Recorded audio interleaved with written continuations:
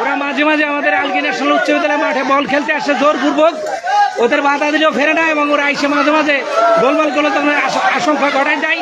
তাই আমরা প্রতিরোধ করার জন্য শুয়ে দিই, আমরা বিশ্বকাপ পর্যন্ত স্কুল মাঠে খেলতে আসে, আসার পরে ওরা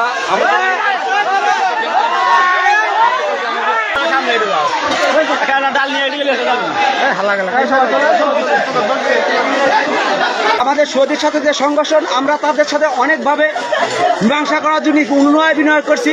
তারা আমাদের কথা কোনো সাড়া না দিয়ে আমাদের প্রতি সকালবেলা বিশেষভাবে আক্রমণ করে।